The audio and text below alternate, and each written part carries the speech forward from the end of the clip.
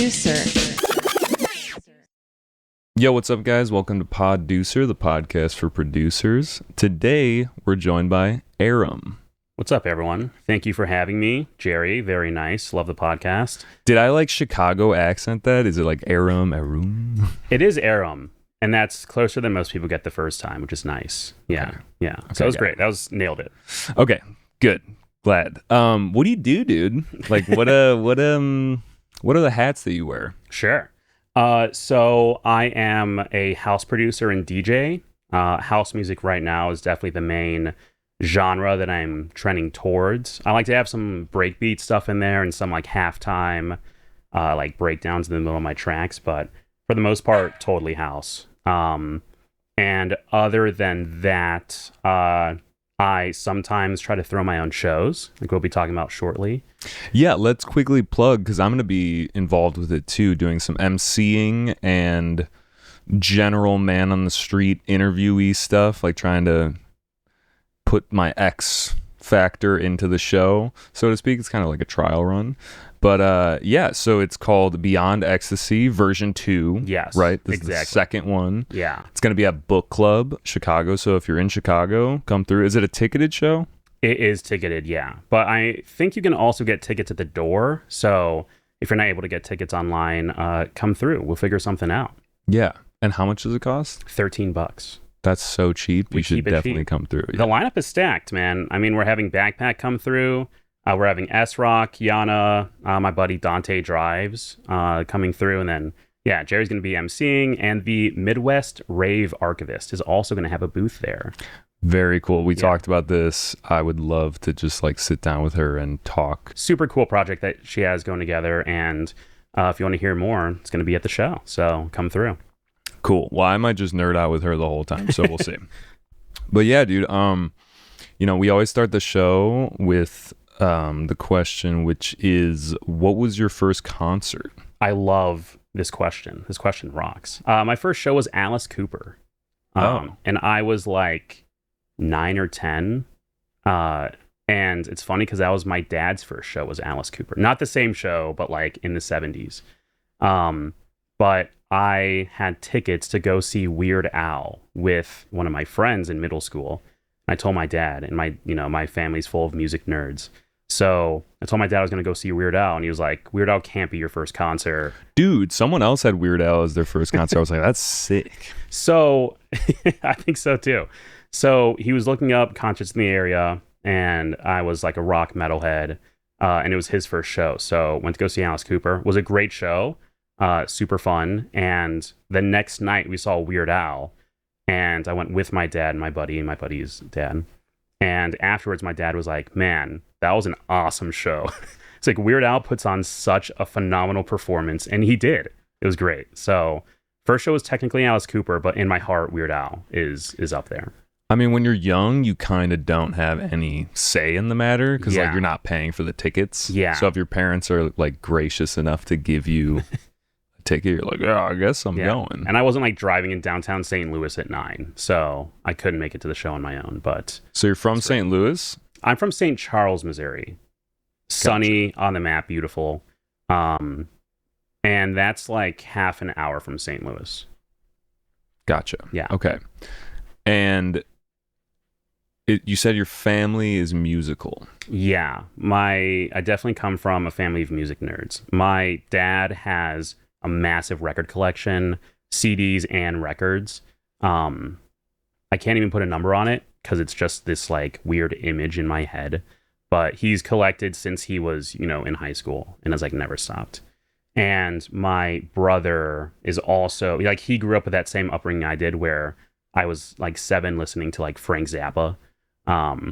And my brother got into the underground, like contemporary music scene in the mid 2000s with that background. So naturally, when I was more interested in like more underground music, my brother gave me like 100 artists, and that kind of like jump started my path into like more low key music. Gotcha. Okay. Yeah, dude, the older brother phenomenon. We were Yeah. talking about this with someone else recently, and it's like, who puts you on the music in the start? A lot of times it's like your neighbor, Yeah. or like your older brother, if you have siblings. But yeah, that's cool. So what kind of music was he listening to? Like underground, are you saying like rock or electronic? Sure. He was listening to, so he got me into electronic music for sure, but he was also listening to that underground, like dancey rock, like indie kind of music in the mid 2000s, stuff like Death from Above. It's like a huge band that I don't know influenced them. me. It's just a bassist and a drummer, and they would tour, I believe, with like Crystal Castles. That whole Love scene. Crystal Castles though. So, a Crystal Castle song actually samples a Death from Above song because they were just like homies. Interesting. But yeah, that scene, or like, Does It Offend You? Yeah, Cursive, like those kind of like art-ish indie bands in the mid 2000s. But why am I like not aware of these bands? I'll introduce you to my older brother. And yeah, please. But yeah, all of this just like left of center music that was coming up during that time and just doing interesting, weird stuff. Gotcha. But it all had a very like, it all had good movement. It all had, you know, a danceable rhythm. And I think that got me into electronic music along with his showing me like actual electronic music. And going from being a metalhead and being like, my favorite death is Megadeth, or my favorite band is Megadeth, into listening to like hour-long DJ mixes was such an interesting change for me that I was like hooked the first time I ever heard anything like that. Dude, there's a fucking, I was talking about this again too with someone else, the metal to electronic music pipeline. Yeah. And this guy, Greg Corner, that I was talking to, he was telling me that it's like, because it's all riffs based. Oh, that's fun. And I was like, I hear what you're saying. Yeah, that makes sense. Yeah, that does make sense. Especially for that like phase of electronic music. That was the like late 2000s, like riff heavy, like electro house. Yeah, for sure. So, okay, that's cool, man. When do you start, if we're just going to go through the origin story, when do you start making music? I took piano lessons when I was like a very wee lad, when I was like 5. And then I picked up the flute in elementary school because my buddy, who I'm still very good friends with, was playing the flute also. And I was like, oh, I'll jump in on this. Like, this seems fun. And I picked up bass guitar in late high school. And my performance debut was playing Enter Sandman for my 7th grade talent show with the bands that we made. I should have brought footage of that. Yeah, you can send it to me. No, it's probably not, I'm too lazy to edit it in. But yeah, that's sick. So Enter the Sandman is Metallica Off the Black Album, yeah. Yeah. And we like had all the kindergartners moshing like it was a party in there. It was crazy. Wow.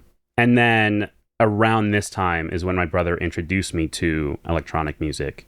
And I started producing when I was a freshman in high school. So whatever age that is, like 14, I think.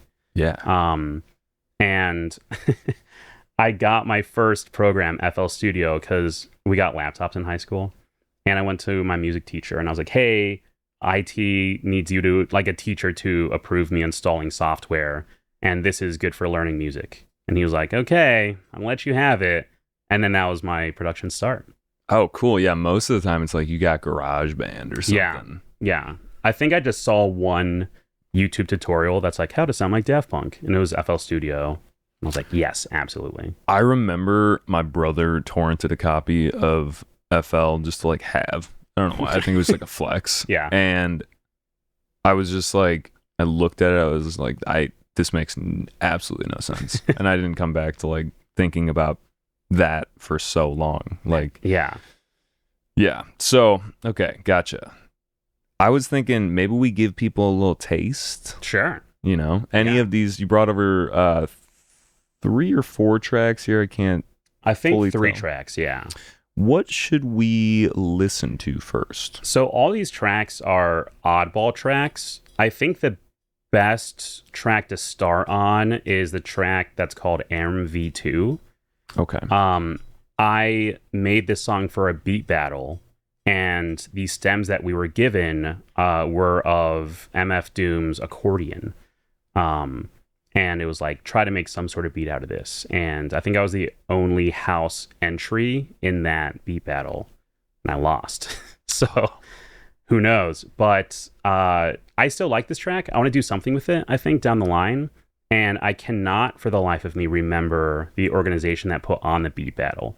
So if anyone out there knows which beat battle asked for you to make a song using Doom's accordion as a sample, please let me know, because I'm actually very curious.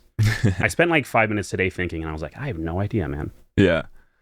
Chicago, like, people. No, or was no, it? no. It was not. Okay. Yeah, Gotcha. this is totally online, and they're pretty big. So Team Supreme? yeah. Yeah? Okay, so you win. Yes. You won. win. That. I It win. was Team Supreme. It was Team Supreme's return after going on a hiatus.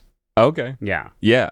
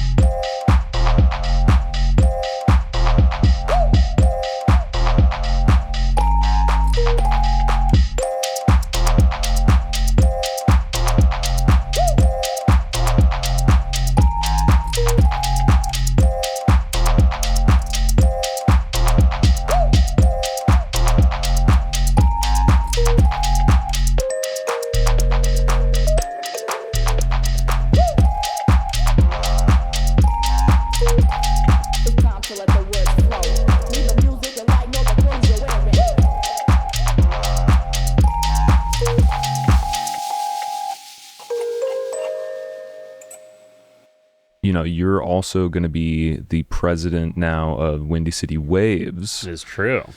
And like, maybe you can explain a little bit of what you guys do there, because like, if you're in Chicago, I mean, people outside of Chicago can also join in on the fun as well. But you guys do a lot of feedback. You guys meet once a week. Yeah, for sure. Yeah. I'm going to be co-presidents with my buddy Dylan, Dante Drives, who will also be performing at Beyond Ecstasy 2. But Windy City Waves is a licensed nonprofit in Illinois, and it's an artist development nonprofit that really seeks to build community around artists who are interested in making music and giving them a community to help grow, to help collab, to help, play live shows. It's really just a one-stop shop for everyone who's interested in the scene, wants to get more involved, and they don't know how to do anything once they leave their bedroom, because it's easy these days to start making music. It's easy to download a program and to watch YouTube tutorials and to get good at it, to learn how to DJ. What do you do when you actually leave? Yeah. So this is kind of that gap where it's like, here's your community. We have live showcases to practice performing, weekly feedback from other producers to help you like stay on track and like get to learn your program and like develop your sound. But we do meet weekly. So. And what day is it? Tuesdays from 7:30 to 9:30. We have showcases every couple months, and under our new schedule, a showcase is where our performers can practice performing live in front of a group of people, and like we help draw, we set up the sound system, we give people the opportunity to play in front of more than like 5 people in a bar, which is most people's first experience. That's my first experience DJing, where no one really cares, and it's just like you're just doing your thing and trying to figure out if anyone will like kind of vibe with it. Exactly. You do a transition you've been working on for months, and someone's like, "Yeah, it's kind of loud. Can you turn it down? Like, I'm not interested in this kind of music." Yeah, and exactly. Okay, that's good. Yeah, dude, that is big. Yeah, to like break people in. Exactly. So we're gonna have more frequent showcases. And I think we're going to take some endeavors on social media to get the group bigger so that we can book bigger venues. Does that include like doing like paid promotion? I think so, yeah. I run ads to my own music, and that's how I got a lot of my Spotify following. So what I want to do is run some like introduction ads on behalf of Windy City to people in Chicago specifically. And it's like, hey, if you either are a new producer or DJ or vocalist and want to get involved with this organization, like it's in front of your face. This is what we are. This is, what we do. On a second level, be like, if you like underground independent music and you want to go see it live, like $10, get a ticket, come see DJs who are up and coming in the scene and who might be doing something big in a couple years.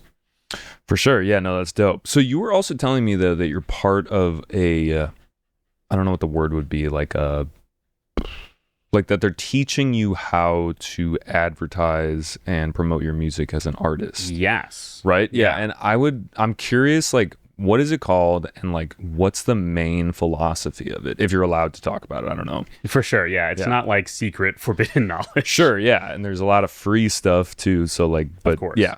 The program that I joined is called Indiepreneur. I'm not paid by them. I think it'd be really cool if I was, but I'm not. And I was put onto it by an artist called Groovy Kaiju, who is a phenomenal like vaporwave future funk producer in LA, I believe. But I'm actually doing a commission remix for him in a couple of months, which I'm very excited about.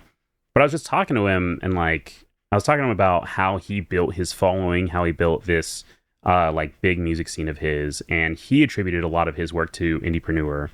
And the main philosophy is to not just get a ton of streams on one song. It's to actually like build fans to care about you as an artist and all the things you do rather than just be like, check out this one song. So for a long time, I was putting ads to just one song.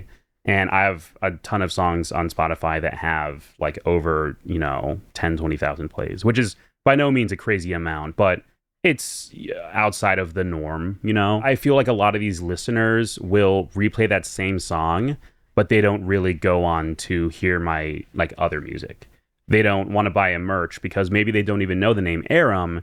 They just know the name of this one song and they're interested in this one song, which is totally fine. I think there's a beauty in being a part of someone's playlist and being a part of someone's day. That's really like why I do most of what I do. But the idea behind Indiepreneur is that you get people more invested in you as an artist. And by doing that, people will naturally go to that song and your next one and your next one and check out your merch and go see your shows and everything. So what's like a logistical, like, what are you doing? Is it like, here's a type of content that you can post that gets people interested in you and not just the music that you're making? Yes. There is kind of a funnel that it's basically a marketing class that's tailored towards musicians specifically. Gotcha. So it gets people to the very top of the funnel and it's like, what do you do? Hey, here's this like awesome performance of my band playing this song that you have like a very high quality thing, and you run ads to that. And then if someone comments on that video or if someone watches that video like all the way to the end, you can retarget that person later in a different ad and be like, hey, we are this band. You can find out more about us by going to this website or by checking out this page. And then down the line, you can be like, hey, if you really like what we've been doing, you can join our email list and we'll send you a sticker. And then after that, it's like, hey, if you want a free album of ours, we'll send it to you if you pay for shipping. And you just keep seeing content by the artist that you have shown an interest in. And it's kind of like targeting you directly. So, and is that done like, is that like meta targeting? Like, how do you keep track of like each individual person? I believe most of the like education is around meta ads, which are what I have the most experience with. Yeah. But I think they also have modules for like Google ads and for like TikTok ads. But for sure. Okay. Yeah. But like it is focused on the people who engage with your content and then continuing them down a path to get them interested about whatever you're doing. Exactly. Yeah. And it's really just like retaining those fans and just giving them more of what they want. I don't know how to specifically, like, I definitely have some experience with meta ads, and I mean, I would tell anyone to like not promote through Instagram. Yeah. Just Instagram, like do it through the meta backend because you get hit with like fees and stuff. Yeah. I'm actually on this whole only organic thing, but I really teeter back and forth between like, all right, maybe we do some ads, or because I'm still small, so it's like, anyway. You're big in our hearts, and that's what matters. I appreciate that. Yeah, thank you. But like, I am not savvy enough with how you can easily just like grab, let's say, people that comment. Like it would be sick if you could just like drop down menu, only people that commented on my post. Like, is that a thing? Yeah. Okay. Yeah, you can do that. Okay. And like for each video, you know. And yeah, that's dude, how, why do they make the meta backend so fucking confusing? Like It's there's so crazy. many menus. Yeah. Like just looking at it feels like opening like a new session in Ableton. You're like, what is this? Exactly, dude. I had a problem running an ad a while ago, and I hit up their support, and I was like, hey, I need help with this. And they kind of just like, shrugged. They were like, yeah, I don't know. It's pretty complicated. And I was like, yeah, that's why I need your help. Yeah. What Yeah. the hell? Yeah, it's crazy back there. I mean, you know, it's like a very sophisticated marketing tool. So Yeah. there's a lot to learn about it. For sure. But I also feel like you're kind of venturing into dangerous waters, like in the sense that they're constantly trying to get you to use like, oh, like hit this option and we'll automatically give it to people who like we think will like your content, which Yeah. is like, what?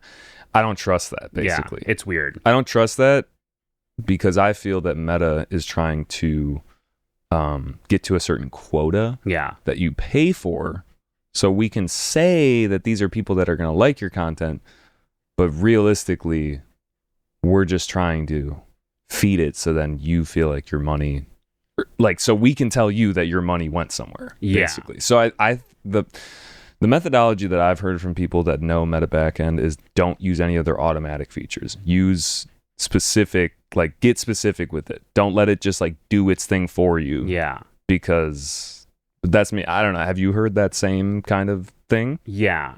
On a lot of their stuff, it gets weird because they're also like, so I mostly put my ads to Instagram because my age range is the age range of like users of Instagram. For sure. And they're like, but through Meta, yeah, yeah, not through Instagram. right, yeah. Right, Through okay. like the I Meta know I'm like business splitting hairs here, but it's important for people who are like, oh yeah, I'm just gonna go through Meta or through Instagram Yeah. and boost a post. I would not recommend it. Yeah, boosting posts is like if you want to burn money and see no return, boosting posts is like the best way to do it. It's Yeah. awesome. But the Meta, like, If that's what you're into, Yeah. I mean, that's like a crazy like. If you're high interested, if you're into it, go for it. It's right there. It's so easy. But the Meta business like suite or whatever is how you run like proper ads through Instagram. That says like sponsored at the bottom. There are some options where it's like, hey, you can get like 20% cheaper results if you like only use Facebook search results. And like a lot of that it's technically true if you're like most businesses, because if you're like Target, you can beep that out if it's if I can't say it on here. I don't know. You can say it. If your brand number 528, you can reach like the age range of people who'd be interested in that very popular brand, and those brands are the ones who are spending like so much money, right? But I make electronic music, so they're going to like go to Facebook users above the age of 55 who click on every ad, because you can technically get a result if you push an ad to that person. This is what I'm saying. Yeah, thank you. Yeah, but the person who clicks on my ad might be taken to the Spotify download app page and be like, oh, cool. What's this? I've never heard of this. I'm going to download it. And then I've completely lost them at that point. So I specifically target my stuff to Instagram users. And if I followed Meta's like recommendations, I would just be putting it into the void, and it wouldn't really be like getting the results that I want. Yeah, and you get frustrated because it's like you log back in and like $25 of your hard-earned money is just gone. Yeah. It's like gambled away. It's not even gambled, honestly, because gambling, you can like, maybe I'll win. There's a chance. There's a thrill in it. This is like, you just buried your money, basically. Yeah. When I started running ads, I spent an undisclosed amount of money that no one should know about. But after a week, my Spotify was just like people above the age of 65 who listened to the song, like didn't save it or add it to a playlist, and then just like dipped forever. So you definitely have to be like very careful with like how you set it up and not just go based on the recommendations. Because like, again, if you get that click, Meta's job is over. They did it, and they're like, that is good data, that this is the type of person who clicks your ad. They don't care about like the long-term retention rate, you know? Yeah. And I'm not like trying to just flame Meta, but it's clunky and doesn't work very well for a reason. Like, for example, why when you make an ad, there's the button to basically like learn more. Yeah. Why can't you change that? They have like 10 options that you can choose. Yeah. Why can't you just type in, listen to this song? Yeah. Or like something like a custom, easily could be done. Yeah. Very easily. Like it's just frustrating to me as a creator that they really limit the customization of that. Yeah. When you're putting your hard-earned money into it. I'm also curious what you think of this philosophy, because this is kind of like is this a thing actually? But I've always felt if you follow the money and you think about the incentive, if you're putting ads down, you're spending money towards something that when you stop using it, they throttle your organic engagement. And that's why I'm kind of on the fence. I've been all organic lately. Yeah. And I don't know if this is interesting to everyone, but like in this day and age, most people who are younger aspire to be a creator of some sort. Yeah. It's like, what the fuck else are we going to do in this lifetime when AI just like takes over and we're just like, yeah, I guess we're just going to be creative. That's what I keep hearing everyone talk about. Like, yeah, just be original. Like, and this will allow human beings to just do what they're natively supposed to do, which is be creative. And anyway, so I think that this is going to be like important regardless. But yeah, I don't know. How do you feel about that? Have you noticed that anecdotally on your end, that if you stop, boosting stuff or, putting money into ad spend, that your organic content just doesn't do anything? I never really had much traction with organic content. I'm just like not. It's always been difficult for me to like figure out what makes people like really interested in my stuff organically. I anecdotally have heard from many people that boosting a post will like destroy any natural engagement you had before and after the post, because they're like, hey, we got $20 out of this person for the next 6 months. Let's not show their organic content to anyone because we want them to have that dopamine hit of having like 500 bot likes on the post that they boosted. That's the reason I haven't boosted on Spotify, because they also have Spotify ads. You can boost on Spotify? Yeah, you can. That's wild. You can shoot a message to all of your fans in like the past past like 12 months. And on the front page of Spotify, it'll say like new release from Arum. So if you've seen that, those are just ads that are going to like previous fans of yours, or new fans you can also target, but that's an option. And I've avoided that because I get pretty good love from like radio, from autoplay, from the algorithm. So I'm not putting any money into Spotify, because the instant they get that, I'm assuming that natural algorithmic love just like totally drops off a cliff. Yeah, it's just interesting because you got to be careful, because you could be doing really well and then you do something and you're like, wait, what? Yeah. Why is everything now way more difficult? Yeah, so. Dude, I'm so with you. This is, I hope producers who are putting their music out would find this interesting. But there's also a creator that I follow named Tom Dupree3, who is like a marketing person on like YouTube. He has a newsletter. Super friendly guy. I've chatted with him and he's like the most helpful person. But I want to put words in his mouth. My impression of, reading his like newsletters and everything is that he has some gripes with discovery tools like Discovery Mode on Spotify, and like his music on that, which is, if you don't know what Discovery Mode is, it's something that you can opt into that's kind of like a marketing program that's free, and it pushes your song from being like radio pick number 7 on a person's queue to radio pick number 2, but Spotify will take 30% of the revenue that song makes from Discovery Mode only. So it pushes it up in the queue, but it takes that money. And people seem to have a 50-50 experience with it. I read from this creator that he opted into discovery mode. And because of that, his Discover Weekly plays, which is like the mass majority of his plays, completely dropped off a cliff because, like, why would Spotify show your music to someone on Discover Weekly for free when they can show it to someone on radio and take 30% of the money that you get opting into discovery mode? Yeah, see, that I wish was more clear. Yeah. Because it's like, damn, dude, it's already hard enough out here as a creator to make money. Like, yeah. you could do one thing because you're like, oh man, this could help me, and then it just tanks your engagement. You're like, all right, now I feel completely unmotivated to, continue doing what I was doing. Dude, so I've been making music for like 14 or 15 years, however long, and I've only taken it seriously, as in like taking the marketing side seriously, in the past 2 years. So like, this is all stuff that you just like can't expect people to know, which is screwed up of the system.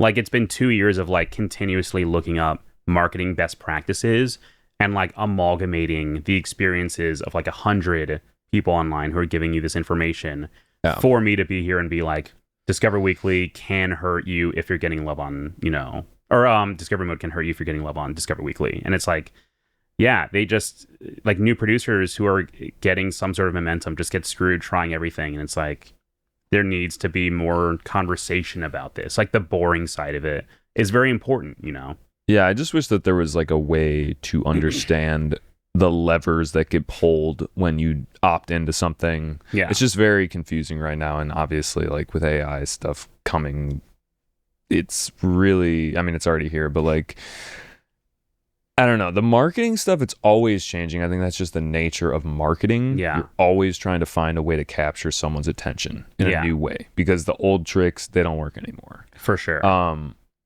But I do wish that there was more communication between the creators and the people that have the funnels to get it to the people. And I just think that there's a lot of, let's look the other way about this because we're making a boatload of money. Yeah. So, yeah, that's the only thing. I mean, look, it's probably been a thing for a long time. It's important that, again, I think it's like discussed and talked about, though. I mean, even like things, social media as a whole, like Instagram, Facebook, like all of that was an amazing resource for like mom and pop places to be able to talk directly to everyone in their neighborhood. They'd be like, follow us on Facebook. And then, they would get their 200 followers and be like, oh, we're having a special today. And your sales that day would be like 5 times what they normally are, right? And because that was such a good free natural resource, Facebook now charges creators a fee to show your content to your followers. So even if you follow a specific creator, you cannot see half their posts because that creator is not paying to show their 100,000 followers every post, which is like, okay, why am I even following this person if I'm not seeing it? Like, it's I also feel like everyone's online now too, and maybe this is like, just to play devil's advocate, that this is maybe a way to make it so things poke out of the noise, because there's just so much online. Yeah. I don't know. I mean, it's frustrating, but it is the type of thing where we are lucky to have this. You just have to wear a million hats, and I don't know. We have this conversation all the time, but it's always good to check back in and see what specific people's strategies are. And also, like, I asked you about this company. What was it called again? Indiepreneur. Yeah. I guess not to just promote it. I've never tried it, but I guess check it out if you're interested. If you do, check it out. I don't have a promo code because they don't pay me, but if there's a comment box, be like, Arum sent me. And maybe if enough people do it, they'll be like, okay, who is this dude? Yeah. What's he doing? So here's another thing to just kind of transition into is, you told me earlier in the week or previously in our conversations that you study and practice law. Yes. That was a better way to put it. Both are true. And what kind of law do you predominantly focus on? I'm a healthcare attorney. Right. Strangely enough. Yes, we talked about this. Yeah. And you were telling me, though, that like a lot of stuff you look at is contract based. Yeah.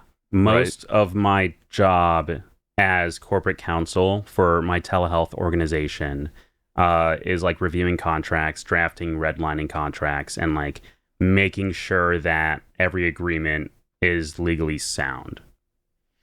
Does that you haven't had any experience with contracts in music necessarily for your own project, correct? Like it's not like you've maybe I'm like you haven't been you're not like signed to a record label. No, I have a manager. Okay. Who I reviewed that contract and I went back and forth with his attorney about. And this is like the nerdy answer, but like with my distributor, I have a contract. As anyone who has their music on Spotify is in a contract with their distributor, like to DistroKid or something like that. Yeah. Okay. So just like if I sign up for DistroKid, I have a contract. Technically, yeah. And there were obligations on both sides in that contract. And if you are partnered with YouTube or partnered with Twitch, you sign a contract to enter that partnership. If you're in any relationship where you're going to be like getting money for providing anything, there's a contract there. So the nerdy answer is that like me and probably like most people watching are in some form of contract. Yeah, like Apple, you sign the. I agree. Yeah, there's a lot in there. There's a lot of jokes about like how like South Park or something. It's like you signed away your rights, basically. Well, this is like a whole other subject that we don't have to get into, but these companies will make that agreement super long so that you don't read it and that you agree to things that you don't know. And it's like legal jargon that's extremely confusing. It's very gatekeepy, yeah. And one of the reasons I became an attorney was to like try to fight against that gatekeeping nature, because like I think you should be able to go on the street and like explain a law to anyone or explain a contract to anyone, and that anyone should be able to understand it. Like you should always have someone with a legal education to help you like interpret something, but the fact that like the average citizen would have difficulty reading a law on its face and then understanding what it means is like an injustice, in my opinion. They should be written for the understanding of everyone, not in legalese. So I'm curious, is there a specific like word for like legal speak? We call it legalese too. Legalese? Yeah. Okay. Have you heard that? No. Okay. It's like acting as though legal terminology is its own language. Right. Called like legalese, but I don't know how official that is. But like in law school, our professors would use it, the students would use it. And like if you have difficulty understanding anything with gatekeeping knowledge, like yeah, it's in legalese. Gotcha. Yeah.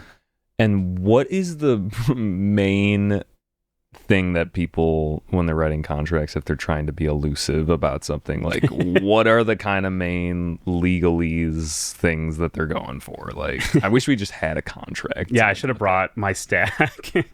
I can't think of anything off the top of my head, because most contracts that I have been kind of privy to have been drafted by lawyers, and for the most part, to get the approval, they don't really, again, in my experience, outwardly try to like screw people.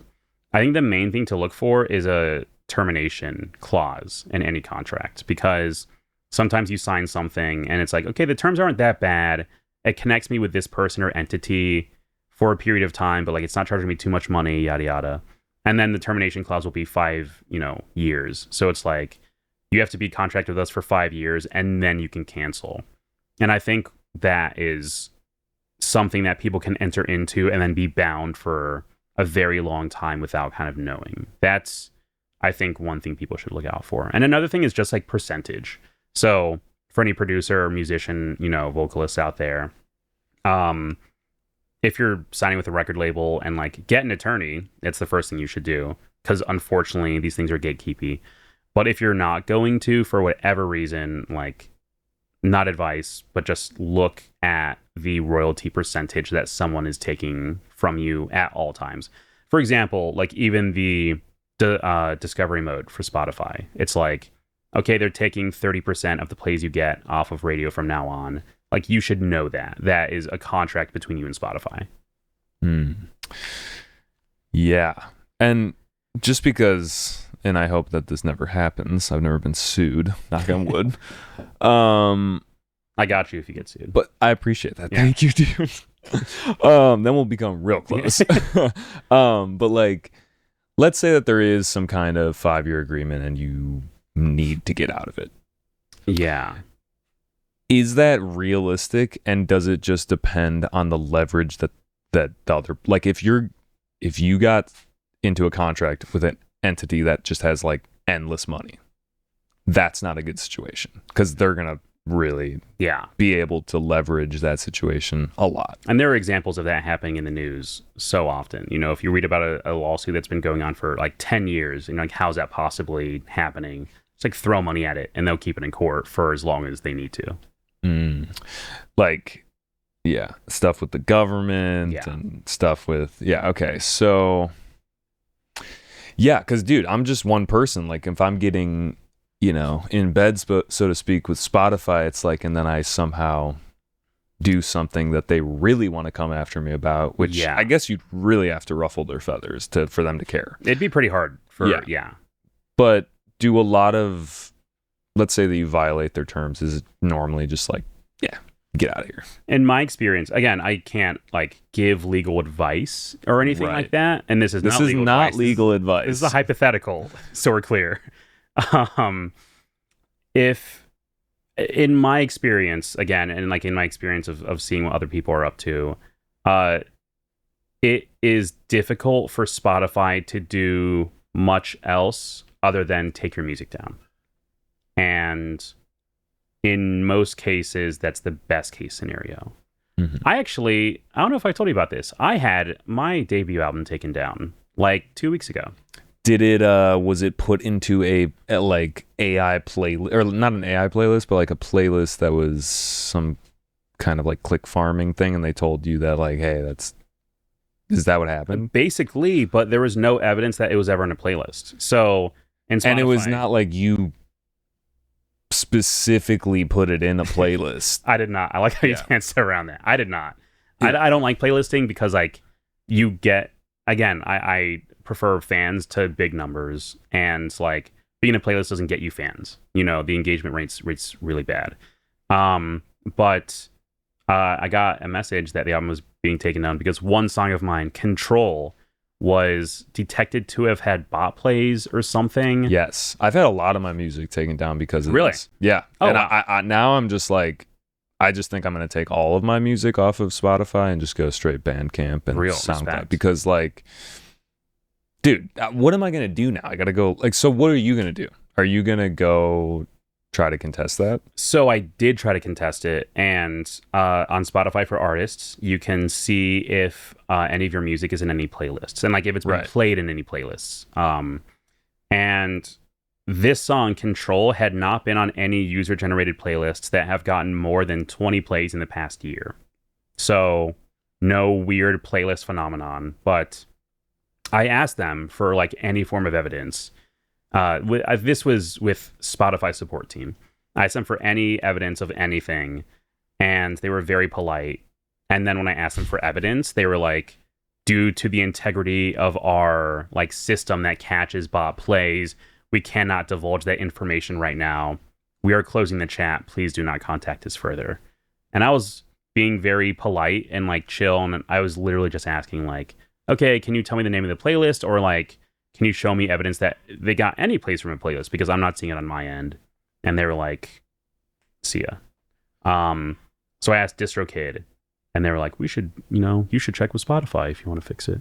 So now you're caught in this like chasing your tail moment, and you're losing out on plays and stuff. And yeah, which is super annoying because I ran ads to that album, and I still, to this day have tracks played off of that album.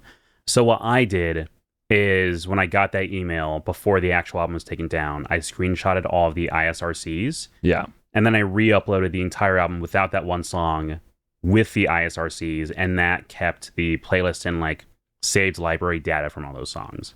So right, and that's very savvy that you did that, but it also takes time. Yeah. And it's confusing. Anything that becomes confusing to the person listening, you're like, dude, I can't play it right now. Why is it not work? I'm done. I'm out. For sure. And like you also, if in this system you're expecting the producer or the person who uploaded the song to do this and know to do this on their own, like if I didn't check my email, then this album would be gone forever and I would never know. Or it could have been relegated to spam. You just don't even know, or whatever. I guess. Yeah, it's ridiculous. But this album that I am very proud of was totally taken down with no evidence. And when I tried to provide my own receipts of like, if you want to see why this song is getting plays, I have my receipts from running ads. I guess now you can use that as like a form of content. I know it sounds like complainy, and probably other artists are understanding this, or like have gone through similar stuff. And like, do the fans care?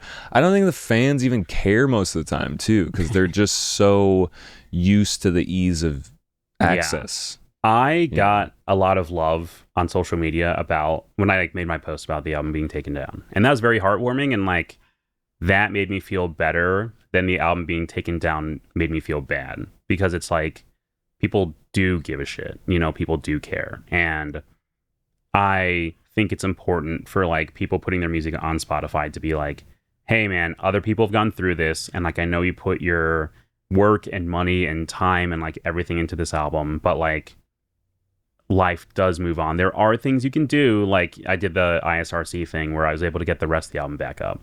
I think it's important for us to know that, because if you are going to go with, DSPs like Spotify or Apple Music, this is just important to know, because it's you versus this giant organization. It's us versus this giant organization, So if you're going to do it, then you should know the possibilities of just like the unfairness of things like this happening. Sure. And you should be able to know that while there aren't perfect solutions, there are things you can do to mitigate the damage. For sure. And then also kind of just to get into the, what do you think about like the things that are going on with training music for AI and all of that? And have you seen any contracts related to that you're like, dude, what? I didn't realize I was getting into this. And like, I mean, they have to legally tell you that something is changing within, the agreement. Yeah. But again, who reads that, and who even knows how to decode the jargon? Yeah. You also like legally can't like shoplift, but it happens. I'm not putting too much stake in companies that are AI training to follow any legal precedent, because like it's so difficult to prove that you've used someone's song out of the million songs in training your AI. So I unfortunately don't have the confidence in these companies to be able to follow that law of telling every single person that this is happening. And it's so sticky. Like, how are they going to go back on it? Yeah. It's like impossible to go back on. Exactly. So you could probably tell I'm not a fan. I don't like the idea of people not consenting to have their art that, again, they spent hours and days and weeks and months making, just to have a machine listen to 100,000 of them in like a minute and then pump out a song that sounds like all 100,000 of them. Like, the idea of it is taking the humans out of art, which I don't appreciate.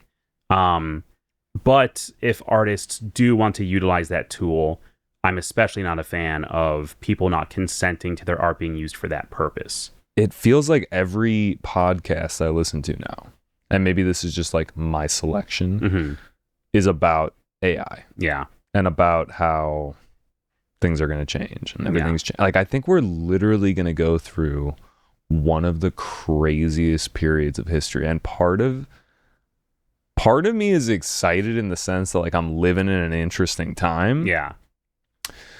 But another part of me is like, I genuinely don't know if we're going to make it. Yeah. Because everything is going to feel so, I don't know, just not, nothing's going to be like real. Like everyone's answer to what is going to happen doesn't excite me in any way. Yeah. I'm not like, oh, that actually sounds great. Yeah.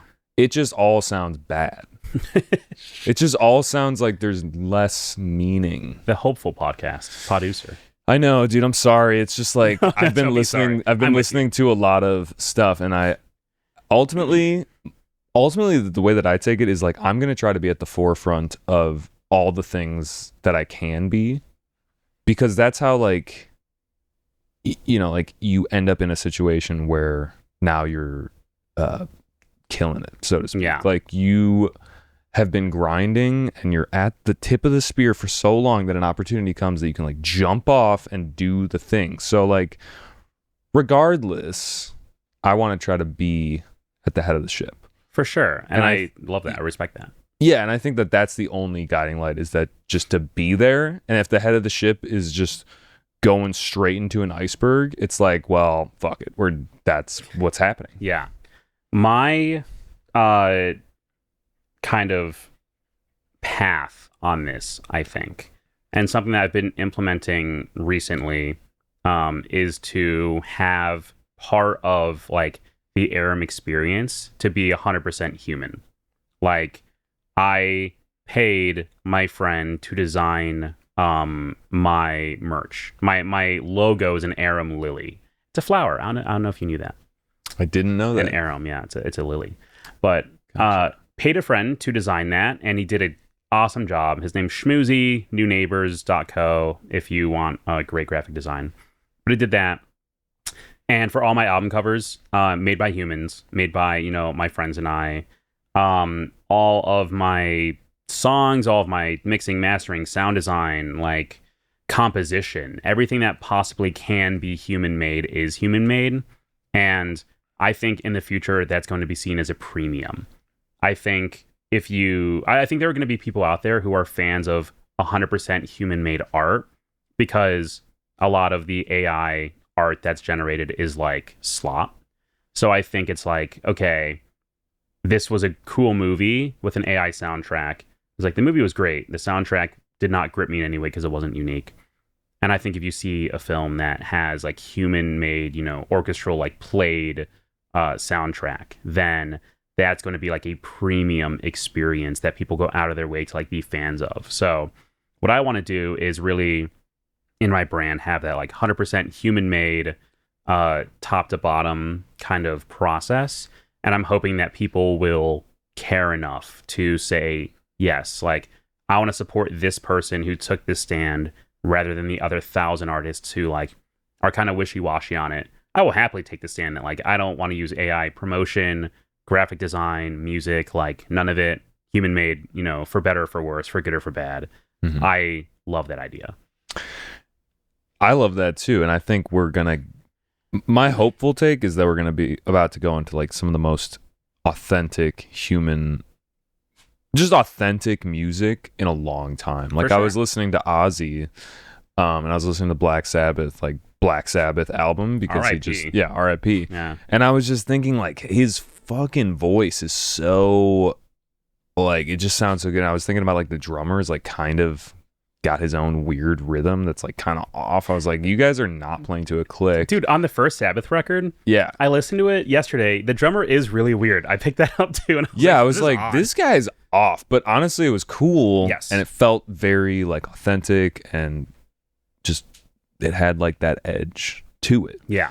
I feel like we're about to go into an era of that, that is genuinely exciting. For sure. The one thing I was thinking about, and maybe this is just like an interesting philosophical metaphor, but it's like, as human beings, and maybe we're trying to outgrow this, like we are very tribal, mm-hmm. and our immune system is also tribal. Like foreign objects enter the body, immune system goes, we gotta take care of that shit, right?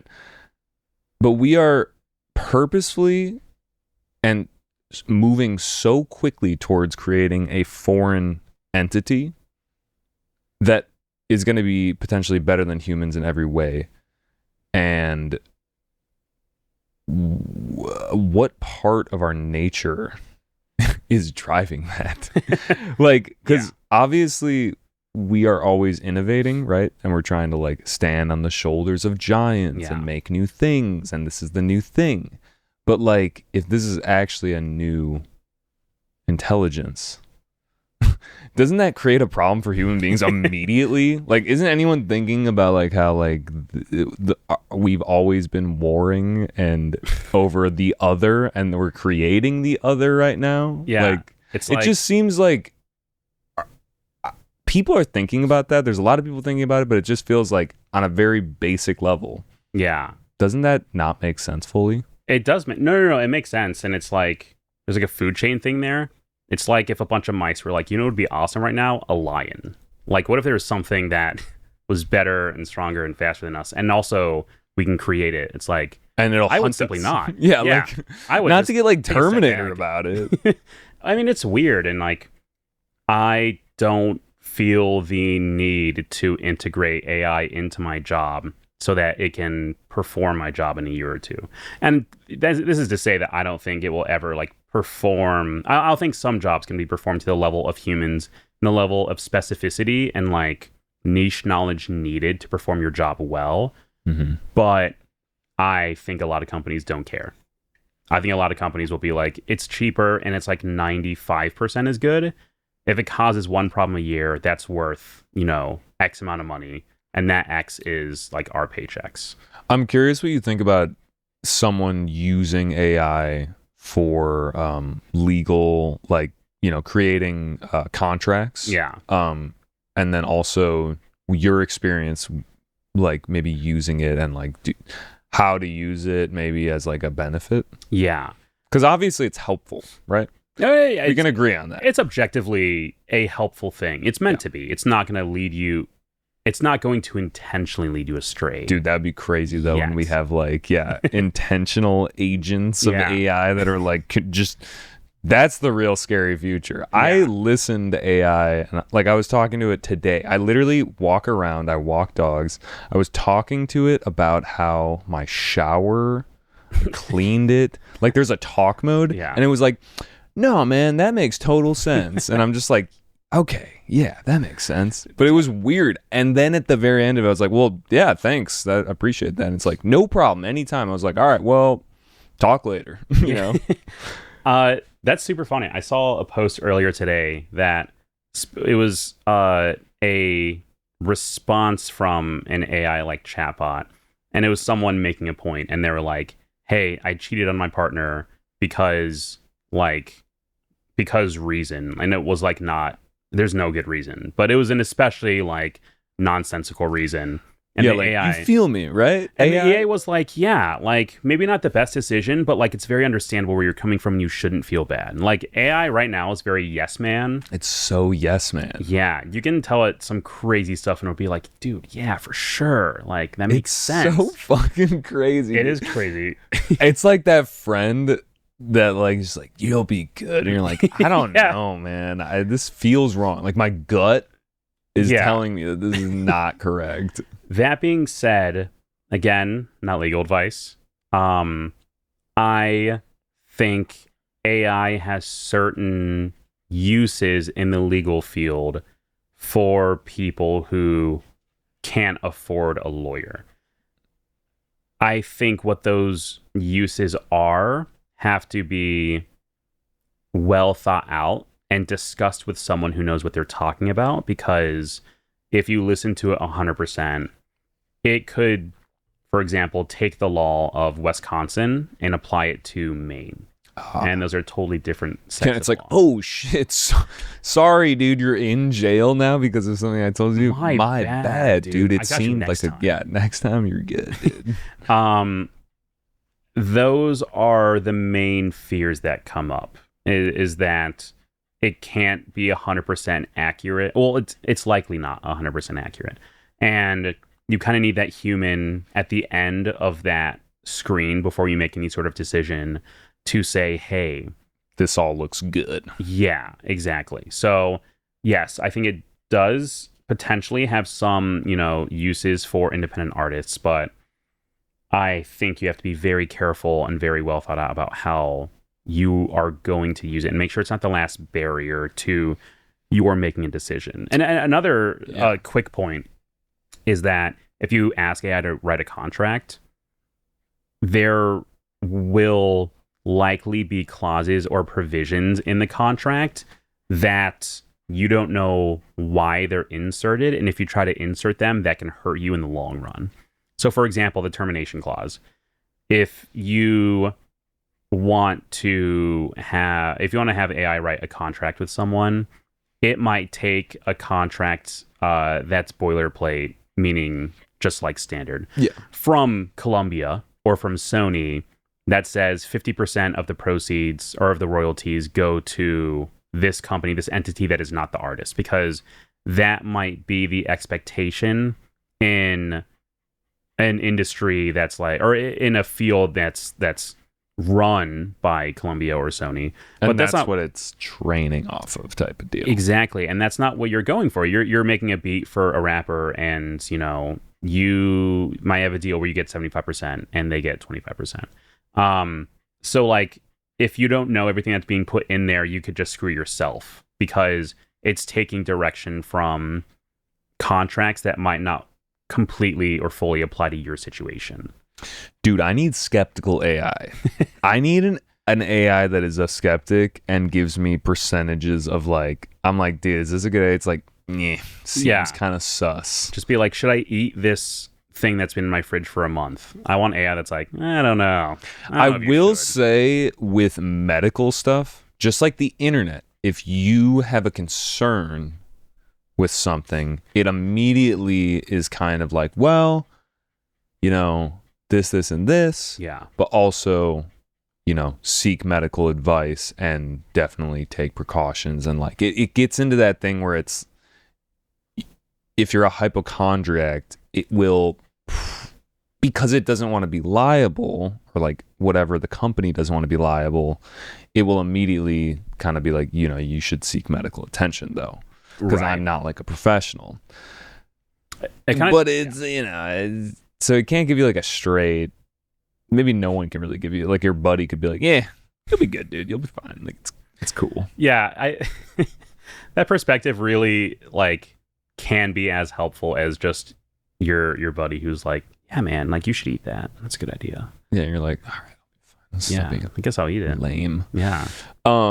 But I will say, if there was a model that was very skeptical, I think I'd be more trusting of that, because instead of being a yes man,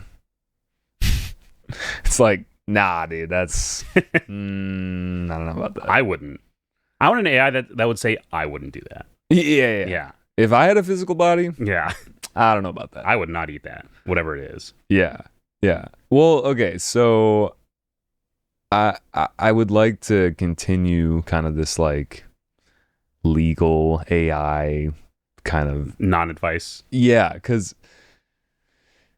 it's just it's interesting. Have you looked at any AI generated contracts, or have you ever used it to help you think through maybe a contract that you're working on? I've never used it to analyze a contract. Also probably because it's like data that you can't just like willingly feed into one public. Of the best reasons. Yeah, that's like the biggest no. So I've never used it to analyze a contract. I have used it to generate that boilerplate like style. So I'll say like, hey, generate me the skeleton of a general contract between this company from Illinois and this company from like Texas. And it'll just give you the basic clauses, and you'll have your indemnity clause and your termination clause and like all of those necessities that are always going to be in every contract that don't really change from contract to contract. Not to say termination clauses don't change, but like an indemnity clause is something that really is the same from state to state or from contract to contract. So for those purposes, I'm obviously not going to write that out myself. Like what I would do is open up a contract that I have and copy paste an indemnity clause or something like that and insert that in my new contract. Make sure that it looks good and everything. What is indemnity? It basically states that like one party indemnifies the other, which basically means like in certain scenarios you're going to refrain from imposing liability on a different party. So it's like, we're not gonna like sue you, basically. Kind of, yeah. It's like if you and I, this is going to be, Yeah. Let's. my do law it. professor's going to Let's see go. this and be like, Let's you go. got to go back to law school. This is Yeah. incorrect. No, that's fine. If you and I have a contract, and if About this podcast. about this session of this podcast, Right, because like, maybe you say something crazy. yeah, which fingers crossed. We still got time. And if I get sued for my music career, that indemnity, It's a weird word. it is weird. Yeah, the M and the N is what screws me over. That's tricky. The indemnity clause And the that D. we have. Sorry. The D is also a yeah, thing. they're all fucked. IND is a Too mess. many consonants in one place. Yeah. Certainly.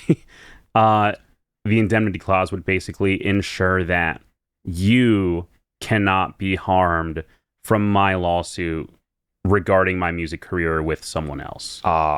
Yeah. So I can't blame you for anything if they sue me. I can't be like, well, I went to Jer Bear's podcast and like he told me to do this. That's like introducing weird facts. Jer Bear is actually like the legal, like how we have it in the contract. Yeah, exactly. That's the only contract that I have with you is Jer Bear all the way down. Yeah. But it would basically like make certain that you cannot be harmed by my interactions with someone else. I would indemnify and hold you harmless for my dealings with this other person. Does that go both ways? Or is it typically that it goes both ways? It should. It should. I've read some contracts where it doesn't, and I'm like, I have one note on this. Yeah. So it should go both ways, depending on what it is, obviously. But most of the time it goes both ways. Okay. Man, it's really interesting. I think legalese is a real interesting, like, I didn't even know that existed. Yeah. I knew that it existed in the sense that, like, when I read a contract, I'm like, what is this shit? Right. But I didn't know that was like the term you guys call it. Yes. I wish I kind of had like just certain terms that it's like, What does this mean? what? Like, what if there's a segment on the show where you're like, Yeah, what is this? yeah, what does this mean? Damn it. I should have looked up. Wait, let's just see. Oh, dude, I'm going to get my degree taken from me. Be like, that's not what that means at all. We can cut this out, but let's just go. What are some legal terminology that the average folk would not know? Let's just see what it Did says. you ask Siri? No, I asked ChatGPT. Oh, okay. Tort. Oh, a tort? A tort is... And now like- I'm quizzing you because it's telling me what it means. Oh, no. No. I'm just kidding. Tort is a fun word. Tort is a fun word. To discuss a tort, I think we have to make clear that there are two different types of courts. And there are many types of courts. Most people don't know that there is criminal court and civil court. Criminal court will get you in jail, and the state is the one that you're up against most of the time. A civil case can be like, I would sue you for quizzing me on this podcast. I actually feel really bad. No, It's like- I'm but kidding. this is kind of funny. So like a tort is like a legal wrong that one person does to another that results in like a case going to civil court. So it's not like a criminal wrongdoing, it's a civil wrongdoing. So like if I was walking around the studio and like if I just like let one rip, like a huge fart, and like a wet one, and if it's like if everyone who comes in here afterwards is like, dude, it smells like shit. It's horrible. Like, I'm not coming on. I can't do this. And you lose money because of it. That'd be like, I would have committed a tort against you and you would have taken me to civil court for like any sort of win on that. That's hilarious. So that's kind of vague too.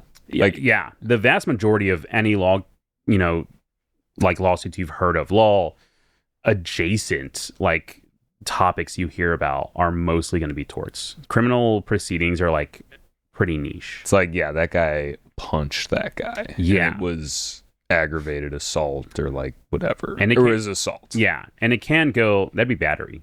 Battery. Yeah. It's weird. Battery versus assault. No, I don't know. I said aggravated assault like I knew what that meant, but I don't. Does that just mean that like someone really pissed you off? They're like, it made a little bit more sense why you hit them. because like they were that. being a douche. It's I like that reading of it. That's the civilian reading. It's a good civilian reading. Aggravated assault, I'll save it for next time. Next time on the cast. But Yeah. you can actually go to criminal court and civil court for the same like action. God, a lot of people don't know this. You just don't want to go to court, dude. Don't want to go to court. No. You go to court because, like, you get paid. I don't go to court. You don't go to court, but, like, I'm just saying, like, if you had to, you'd be Yeah. like, well, I'm representing someone. I'm not, like, in it. Yeah. You know? I get to be real friendly to everyone. Be like, yeah, like, I'm a lawyer. Just talking to the judge. He's like, how are the kids? Yeah. I'm like, I have no kids. I have a cat. And I'd be like, can you believe this guy? And Yeah. I'm like, yeah. Yeah, this guy. Yeah. This guy's fucked. Oh, that's really bad. Yeah. But OJ Simpson Oh, here we go. both went to criminal and civil court, and he was famously found not guilty in criminal court. I believe he was found guilty in civil court. Like the money or the So family civil got court like doesn't matter as much. It's more about money. Yeah. You're not necessarily going to jail Correct. or prison. Criminal court would be the state being like, you go to prison, you know, or you have community service or something.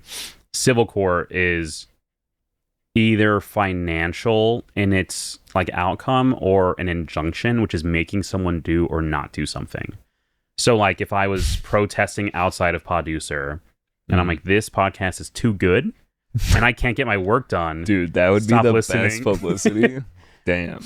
You could get an injunction against me to stop doing that. So you wouldn't get any like financial retribution, but you would get an action or non-action out of me. And it's not mutually exclusive. You can't have both an injunction and like a money. So here's what I'm thinking. You could really like hype something up by making it a legal matter and then just drop the charges. Ban Arum. Yeah. Yeah. Well, dude, you know what I'm thinking too? And I think we talked about this slightly, but like this is super interesting to me. There's a reason why I just totally sidelined the podcast. I'm gonna start a legal podcast. To talk about this because most people don't know shit about it. Yeah. Because I've never really like had to deal with it, you know? There's some interesting channels. There's oh man, I'm forgetting the name, but she's really fighting for her law firm is called Delgado Law, and she's fighting like the AI, like Suno Udio thing. Definitely check her out. I'm sorry, I forget her name. Top real market for people that want to learn about this kind of stuff. Yeah. In a layman's term, where you can be like, oh, dude, I understand this. For sure. And I think that could be something you could tackle. And I would tune in every single time you come up on my feed. That's so kind. I have heard that from a couple people. Uh-huh. I am wary of that because why so? Because you get in trouble. Not unless you're like spouting some like super crazy shit. And as long as you say like this isn't legal advice. Yeah, like that's careful. But even if you say something's not legal advice, if it's legal advice, it's like if it looks and acts like a duck. If it gives you legal advice like a duck, it's probably legal advice. When ducks give you legal advice, you got to be wary. Got to be careful. Yeah. I don't know. I think it's important to me, but it's not necessarily my passion. Yeah. I think a good in between would be like legal education and music. I think producers and DJs and vocalists would really like enjoy and get something out of that. But if it was something that was strictly like, this is what a tort is, I think that would TikTok would probably be like all over it. They would. I think that's a market there where you have lawyers or like pseudo lawyers be like, did you know this legal thing? I think it just has to be sold in the right way of being like, if you make it interesting, it is interesting. Here's the thing. If you make it like a hook, then you have something on your hands. But yeah, if you know, here's like an idea. Yeah. I have all these words: affidavit, pro se, habeas corpus, sub poena, deposition. I know what a deposition is. like some of these, here's keywords. Yeah.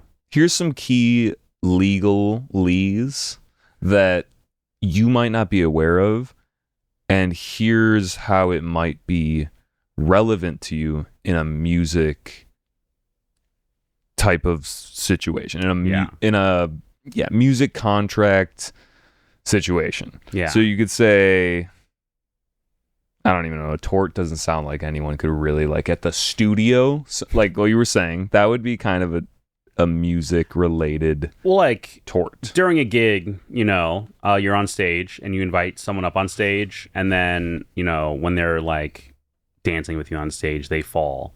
There's potentially a tort action there. So most of this is... It seems tough to sue someone for, like, falling accidentally. Dude, you'd be surprised. People get crazy lawsuits. Have you heard about the McDonald's hot coffee lady? With, like, she tried to drink her coffee and it was way too hot, and now every single McDonald's coffee cup has to have, like, be careful, it's hot. Dude, as fuck. This is, like, a crazy case. We're getting very off track, but it's very fascinating. I'm so down. Dude, this was, like, I think the late 90s or early 2000s or something. But this elderly woman ordered a coffee from McDonald's, and the top was, like, not secured on, and she tried to drink it, and it, like, all fell in her lap, and it gave her crazy burns. Like, dude, McDonald's coffee is really hot. It was even hotter, if you can believe it. Like, they had to tone it down. Yeah. And she, like, we saw pictures in class because we studied this case, and it was like, it was horrifying. It was like The Thing, it was just like she got bad burns, real bad, and just like this elderly woman, it's horrible. And McDonald's, a lot of their, like, legal path to getting out of this, they got good lawyers. They made fun of it, and they made the case so trivial to be like, okay, our coffee was too hot, too good, someone drank it wrong and somehow burned themselves and were getting sued. And then you had late night show talk hosts make fun of it, and you had stand-up comedians make fun of it, and the news was like, isn't this ridiculous? It was rage bait. But the actual cases at the top wasn't secure. She tried to drink it, and it really screwed her up. And like, that goes to show how like, a case that's legitimate, part of the legal path to, like, getting, away from that. Did they win that? I think it was settled out of court. Meaning that they just paid her? Yeah. Oh, probably. Is that what's settled normally? Is they're just like, hey, we're not gonna, like, do all this. We're just gonna pay you, like, $100,000 or whatever. Like, maybe more. Dude, it's crazy. Like, the amount of court cases that actually make it to trial is like 2%. And then the amount of cases that see the end of trial in that 2% is, like, tiny. So a lot of it's fluffing up your feathers and kind of, like, puffing out your chest and being like, I'm gonna fuck you up. Yeah. See, this is how I'd talk in court, and they'd be like, sir, you need to chill. Sir, take those feathers down immediately. Yeah. Yeah, a lot of it is just like, it's like, okay, what are you gonna do? Sue us? And then midway through, they're like, all right, we'll pay you. We'll take care of that.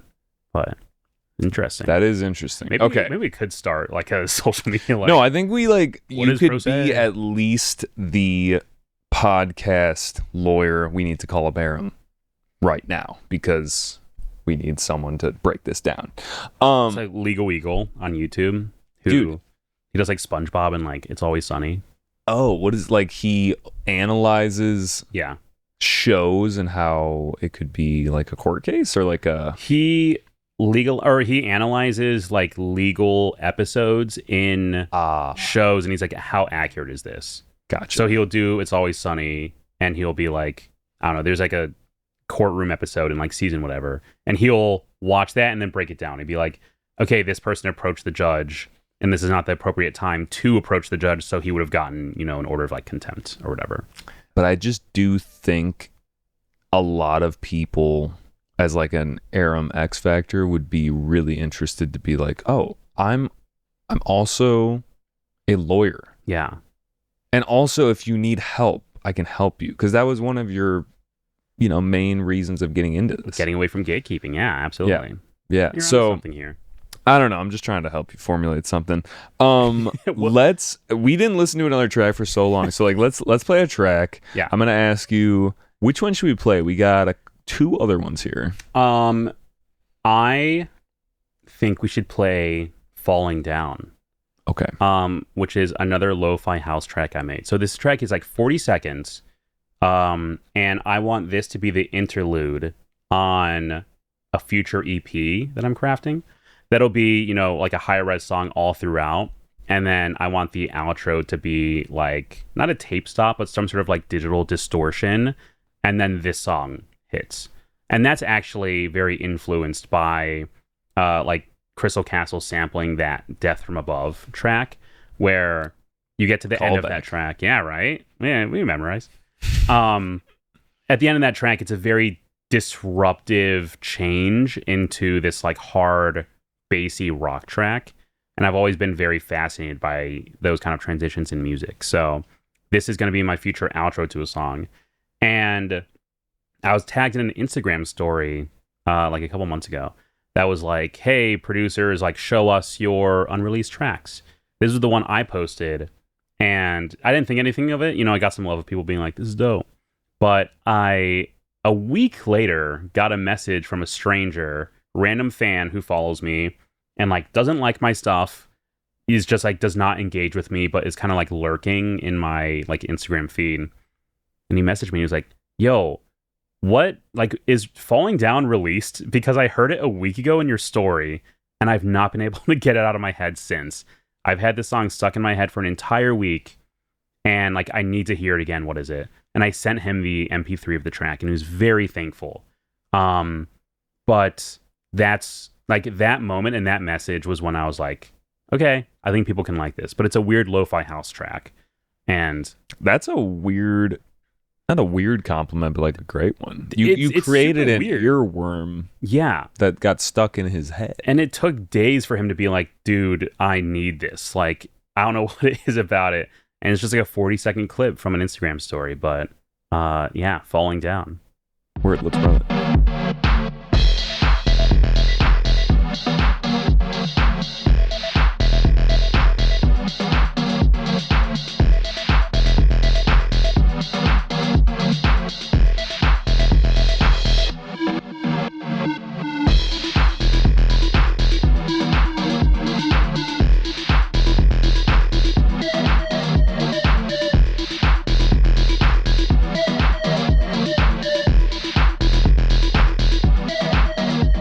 I feel like it's very video game influenced. Were you a big gamer? I'm a big gamer, yeah. Still big gamer?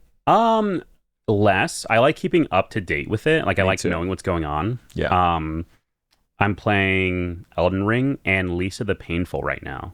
Okay, I've never heard of the latter. Yeah, it's like a cult indie game. It's a JRPG. It's very like Earthbound influenced, I think. Okay, not familiar either. With Earthbound? No. Oh, I'm showing my nerd card here. I'm not a big RPG guy. Gotcha. Because it's so much. It's so grindy. I already grind so hard in my real life. That's so true. That I can't grind. I like to jump into games that are just like heavily mechanics. The mechanics are solid. Yeah. You get in there and like Rocket League or something. Yeah. Where it's like, I have some buddies in Rocket this League. game feels solid. You play it, and it's just never ending. Yeah. The more like the Rocket League-esque games that I like are like Street Fighter and like Injustice, like fighting games. RTSs. Mortal Kombat type. I dig Mortal Kombat too. NetherRealm. Yeah. Games. And then like RTSs like StarCraft, Warcraft 3, like those highly like tactical games are my jam. Dude, those games are hard. Yeah, I love that. Your brain is like firing on all cylinders when you're playing. You're like, let me check over here. Are they building it? Okay, let's do this. Then how can I optimize? It's basically AI. Bring it back. Basically your brain doing too much stuff. Like being like, how's my 7th base doing? Yeah, it's been 10 minutes. How's my like flank random rogue base doing that I'm gonna like Dude, those games are crazy. I love them. Like, as far as competitive goes, that's definitely my jam. And then like in solo games, I like retro games a lot, like Super Monkey Ball, Mario 64, Jet Force Gemini for the real ones out there. And then like weird indie games like Undertale, Celeste, like That's that actually kind of where thing. I love Celeste. Celeste, man, I 100%ed except for the golden strawberries, and I adore that game. Super Meat Boy is like, go. Dude, Super Meat Boy is so good. I think love Super Meat Boy. I think I did get like almost 100% in that game with like, you know how there's like the dark Yeah. story. That game's hard as fuck. Dude, I'm A+ing the dark like world right now in Super Meat Boy, and it's crazy, but it's really a tough game.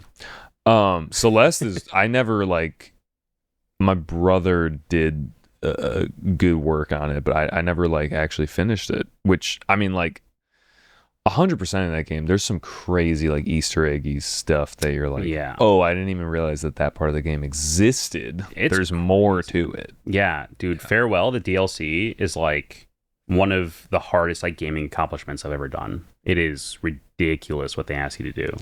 I've been playing a lot of roguelike games like Hades 2. Love Hades, yeah. And Enter the Gungeon, stuff like that. Great game. Yeah. Do you know what's it called? It's a roguelike where you're like a kid with like you're a crying kid, you're like The Binding of Isaac. Binding of Isaac. That's made by the same creator of Super Meat Boy. Yeah, I've never played that one though. Yeah, it's good. I like it. I like a lot of his stuff. Ian McCullough? See, I'm at the point where like I can hop into an indie game and beat it, and then I'm like, hell yeah, that was fun. But now I'm gonna go back to like work or just like, yeah. I've considered playing Elden Ring. It seems amazing. I started like 2 weeks ago, and yeah, it rocks. Like it's as good as everyone says. Yeah, it's great. I love the signs that people leave. Like, have you ever played a Souls-like? I haven't played any of the Souls games. There's a lot of like Sekiro looks sick. Yeah. Elden Ring's my first, and I've seen this in videos, but I never really experienced it till now. But people can leave like messages, so it'll be like the edge of a cliff, and you will see a message that's like pray and then jump, and it's like, oh, there's a secret, and then you'll see like a little blood stain that you can see how someone died, and then you see someone praying and then jumping, and they obviously died. Seeing those throughout the entire game has turned it from like this gorgeous cinematic horrifying experience to being like on an inside joke with like millions of people, and it's very like interesting. I'm having a great time with it. And anyone who's played a Souls-like is probably listening to me being like, obviously, what the hell is he talking about? But I'm experiencing it without being in like the culture at all. It's just like, oh, this is pretty funny. I like this. Well, the reason I like indie games too is because it's like most games have so much stuff in them at this point. Yeah. That I can't go quite as deep. So if it's like if I can go pretty deep on like a small game, for sure, that feels fulfilling still. And like the soundtracks of indie games are so unique. Like Toby Fox doing Undertale and Deltarune are both like, he's a phenomenal composer. Dude, I watched someone play Deltarune on Games Done Quick. Have you ever heard of that? Yeah. And I genuinely had no idea what it was. I was like, what? This is a game? Yeah, no, I didn't understand it, but Undertale, they kept referencing Undertale, and I was like, oh, and I haven't played that, but yeah, there's a lot of good, like Celeste soundtrack's gorgeous. This is a real low-key one, but Everhood, have you ever heard of? No. It is, it's a rhythm game, I guess I would call it, but it has one of the coolest soundtracks I've ever heard. It's like a super trippy game, but that soundtrack I would like tell people to play or tell people to listen to even without playing the game. I love those. Like indie game soundtracks are crazy these days. I would love to make music for an indie game. Yeah, that's like a bucket list item of mine. Is top to bottom make music for an indie game. That'd be incredible. I would love to do that. Chiptune. Yeah, chiptune. Yeah, I have a chiptune demo. Really? It's an album reject from my album that was taken off Spotify. But yeah, it's a demo that maybe sometime will see the light of day. Dude. Yeah. Sick. All right, let's just to keep things running, let's do a quick question. Yeah, sure. Oh, you have an actual book. I have an actual book. Oh, yeah. cool. Give me a number between 1 and 3,000. Oh, dude, 16. It's my favorite number. Why is it your favorite number? It's I just liked it as a kid. It doesn't really have to be that depth. Yeah, it seems like sturdy. Oh man, this book. Is it a horrible question? No, it's just a really deep question. Okay. And sometimes you get like really dumb questions and sometimes you get really deep ones. If you could change one thing about yourself, what would it be? Oh, dude, that's a crazy question. It's a crazy question. Yeah, no, I know. I'm trying to think. That's a good question. I think it comes from a place of like non-positivity though. Like if you could change something, what would it be? And it's like, Yeah, like why can't I just like exist the way that I am? yeah.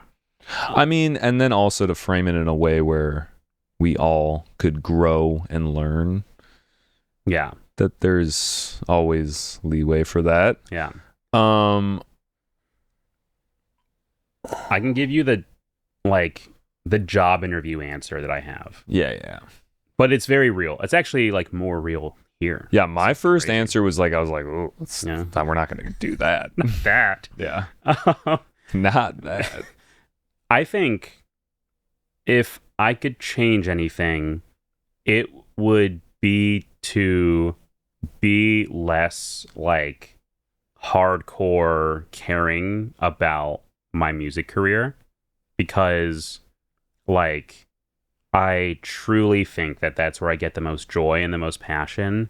And when I have a setback in my music career, I do what I can to overcome it. Like my album being taken down off Spotify, or, you know, like losing out on a gig. Like it's very difficult for me to have that first like 24 hours when it's like, what's this all for? What am I doing? Like I'm working so hard and putting so much time and effort into this one thing and it's not working out. Like it's true dread. And I think that's one thing that would just enhance my just like enjoyment of life, is to take it less seriously. And that's, you know, a very serious answer. At the same time, I think a lot of that passion is what makes my art different from others. And I'm not saying that other people don't have that passion. They absolutely do. But I just put so much of myself into everything and every experience, and like the logo and the merch and the live shows and the, you know, tracks that I've made in the past 10 years. Like there's so much of me in there. It's the truest representation of like what I want a track to be. And I think that's a positive, is that I am putting everything I care about into this one track. And that maybe sounds a bit silly because, like, you know, I'm making dance music, but like house music is so soulful and it's so community based and it's so human, which, you know, sounds a bit odd because it's a very like robotic 128 tempo. But I think it's a very human tempo. The reason it's at 128 is because it's a good rhythm for people, you know? So yeah, I maybe make music that isn't like lyrics talking about how I'm dealing with a certain emotion or a certain object in my life, but I do put everything I am into making my music, into making my own path in it, and to giving people a great live show experience. And for that, I think, to answer your question wrongly, which is, you know, not something I thought could happen, I wouldn't change it about myself.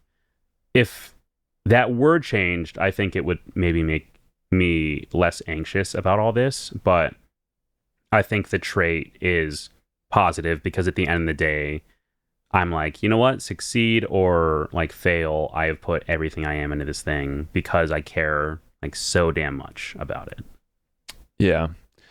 I feel like part of me was thinking that there's maybe an aspect that you could give it your all 100% and then just like not care. Yeah.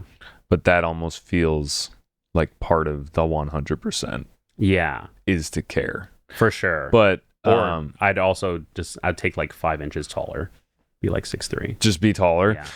Being taller was like definitely helpful being a guy for sure. I think, yeah, I could definitely use that height to like be in small places and be like, oh, it's really, really short in here. Yeah. But Just to say that. yeah. So those are my exactly. That's the only benefit. Those are my two answers. So mine, not that it's about me. I was just kind of thinking that like the answer for me is that if I would love to hear I your wish answer. I wish I didn't feel like there was one thing that I had to change. Because I do feel like I'm always being iterative about like, oh yeah, you gotta change. But like, That's pretty meta. it is very meta. But I think sometimes just accepting who you are, accepting what is something that I struggle with, and I'm always squirming towards like getting out of that.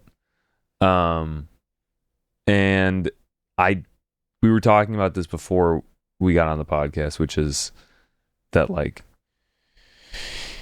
you know, like addiction, for example, and being obsessed with something, they kind of go hand in hand in a way. Yeah. And people that are obsessed are typically like high achievers, but there's also the other end of that, which is where you go like too far. Yeah. You get too into it. You get too like obsessed with it, and then it just becomes your downfall. So I think everything's kind of like that.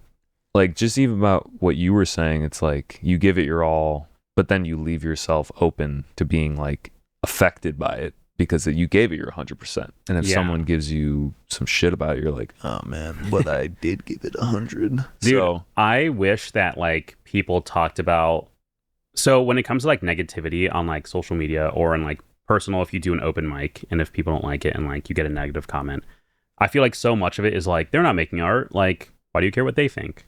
And that's like the advice I've heard. But I feel like I would like to hear more people be like, that is true, but like, it's also okay to like feel shitty after you get a negative comment. Like, I think it's like very difficult to brush off. And I think it's okay that it's difficult to brush off. Mhm. I wish I heard more advice that was like, yeah, you can be hurt by it because it sucks that someone was like, oh, you put 100 hours in this thing. I think it sucks. Like, that's very real to be hurt by that. The second part of that is that now, like, try to ignore it. Look for people who lift you up and not like take you down. Don't take advice from anyone you wouldn't take don't take criticism from anyone you wouldn't take advice from. Like, that's all true. But I think that first part is very important to be like, yeah, man, it's okay to feel like shit. Like, I feel like shit when I get negative comments. I'm sure I want to speak for you, but I'm sure you do too. Yeah. That's like, I think missing from that conversation a lot. And it's like, yeah, like it's okay to be hurt. You don't have to be like a stone wall, and then find, you know, your way to move past it. Yeah, I feel that for sure. It's this question book made me so serious. The question book sometimes is real. Sometimes it's like, what's your favorite flavor yogurt? And you're like, all right, that was a bad one. What's like 116? Should we do another one? I mean, we don't have to, but I'm curious if it's like... I'll read it and I'll see if it's a good one. Yeah. See, this one's kind of more broad. What is something you wish you learned? It's like, it's kind of a bad question because it's like, crazy. I'm not that old. Yeah. Like, I could learn a lot more stuff. There's still time. It's just not a anyway. But then the next one, where's your favorite place to order pizza? So like some of them are real superficial, and some of them are just like, what is your deepest regret? And you're like, dude, fuck, I'm on a podcast with a guy that I don't know that well. But all right, so I kind of gotta pee really quick. For sure. Do you have to pee? I'm good right now. Thanks for asking. My meter is like 52%. Okay. Yeah. So yeah. I might go pee, but I think we should wrap up. Do you want to talk about the show a little bit more, and then we do a wrap up question? Yeah, for sure. Good? That sounds good. Okay. How long does it take you to pee? Not that long. Okay, I can fill that time. Do you want to just talk about the show? I can just like stare blankly into where I am. Yeah. Yeah. I'm going to go pee, and you're going to promote the show that we're doing. Okay. We talked about it a little bit, but what about it? What are you trying to do with Beyond Ecstasy? And what is the name about? Yeah. Beyond Ecstasy is a show that I threw for my debut album. It was a album release party, and it was called, the name of the album is Beyond Ecstasy. And at that time, I was making a lot of synthwave, I was making a lot of vaporwave, and Beyond Ecstasy, honestly, to me, just like sounded weird and cool. It is period beyond, and then 5 underscores, and then ecstasy in parentheses. And that name is kind of meant to symbolize that you fill in the blank with whatever your ecstasy is. Like that blank is there for you to say, this is my ecstasy. So that's like your favorite thing in the world. This is beyond a day with my partner. This is beyond a, like sunset with my friends. That's kind of the intention own the name, is that you own your own ecstasy. And the show, I want to be a representation of that kind of concept. Not to be so self-grandiose that the show is better than your favorite thing, but more so that this experience is something that just like hits you so intensely in the moment and is something that you look forward to every year. To, on this annual event, have a bunch of different, types of producers. I mentioned earlier that on this show we're having Backpack, who's a fantastic hip hop producer, beat maker, excellent music. We're having Dante Drives, who does more experimental bass modular music. Very cool work. Yana is a fantastic house DJ, one of the best house DJs I've heard in Chicago, which is a massive compliment. Actually, I met her at an Open Decks, and her set was so good that I came up and I was like, hey, I'm planning the show. Like, I would love to have you on it, because like the music was exactly the type of organic, just dancey house that I really wanted to have on the show. And then S-Rock, who does, I would say, like experimental hip hop, like Flying Lotus inspired. And then I am a classic house producer who has a lot of experimental tendencies in my music. So like all across the board, but still the same kind of dancey, like positive, interesting vibes throughout. So with Beyond Ecstasy, I eventually want to build it to an all-day festival of different types of experimental electronic and hip hop music, and have different kiosks. I mentioned that we're having the Midwest Rave Archivist at the show. And, she's awesome. She has so much cool information. Like, please come through, talk to her. She has a really cool project right now. And Jer Bear, who is going to be... That's my new name. I'm changing it into the Jercast. The Bearcast. I listen to Jer Bearcast. Who's doing, like, man on the street style interviews during. Like, all of those things, to me, are separately interesting. And I think giving all of these kind of, like, left of center, like, these oddball... performers, artists, whatever you want to call it, a platform on the same day is super cool. What was your first rave, or not rave actually, what was your first festival? Because this is very in line with a festival setup. You got the vendors, you got the like different activations, different people that are there to talk about stuff. Yeah. What was yours? My first festival was Bonnaroo in 2015. Okay. Really hit it hard out the gate. Yeah, that's a good one. It's a great festival. I've never been, but I've had friends that have taken trips down or wherever it is. And Tennessee. Yeah. Yes. Yeah. It's awesome. It like is so separated from your everyday life that you kind of forget everything except your experience at this festival for those 3 or 4 days. And I think that's what a festival should be. Like, I never want to hold me accountable for this. I never want to run a festival where it's 5 acts that are main staging like Ultra and main staging EDC, and all the vendors is like way overpriced food, and there's like not much else to do. Like, those festivals, they absolutely can be fun out and like talk shit, but I want to have this specifically as a weirder kind of thing that's more experimental, that has vendors that you haven't maybe heard of, but just like have dope things to show off or have like dope knowledge to share. And you have more experimental things like this Man on the Street podcast or this interviewer at a live music event. Like, that's all interesting. And like, I want to hold events that people get excited about, and they're like, yeah, man, I can't miss this because like I don't know when something like this is going to be happening again.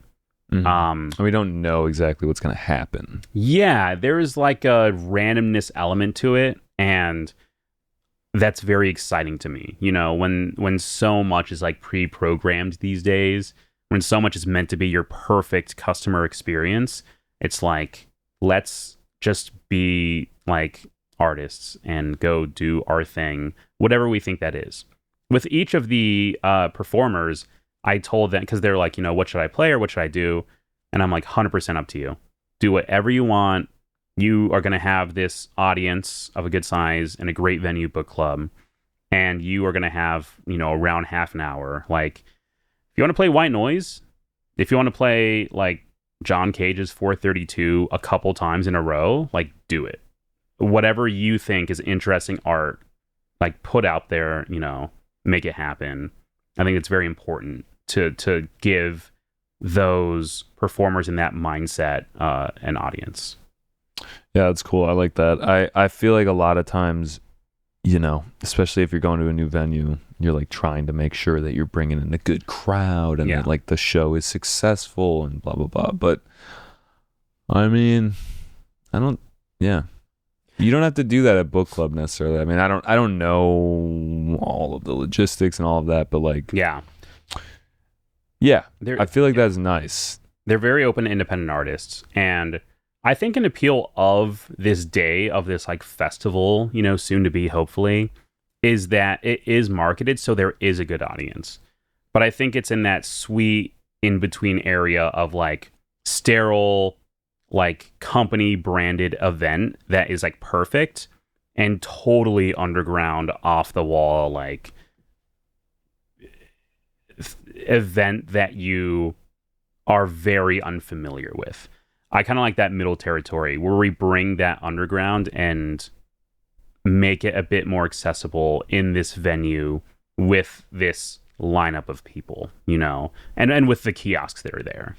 Yeah, and it's more community driven, whereas like you go to some of the bigger festivals, it's like, how can we make money? It's just about money. 100%. Really. Yeah. I mean, it's about a good time. Yeah. But how do we make money? And I'm going to, like, it's very possible that I lose money on the show because I'm going to pay all my performers and I'm going to pay, you know, the people who are like kiosking and doing their thing. And like, you don't have to pay. I'm fine with I'll just show up. Yeah. I appreciate that. I'm just like slip money in your backpack when you're not looking. No, you don't have to do that. You're good. But like, I'm not saying that to be like, look at me, I'm losing money. But it's just the actuality that like, I am happy losing money on this night that's going to be super cool. And that is going to be memorable. Like, I don't want it to be the most sterile, accessible event. I want it to be interesting and an event that does not have to be profitable. I want to fight against that like forced capitalization of this event where it's like, yeah, maybe this is not the most profitable idea, but it's a dope idea and people are going to have fun there. We always ask you what your favorite concert was as the second, you know, rounding out the podcast question. And this is where I kind of just like, are you good? This dog just moved.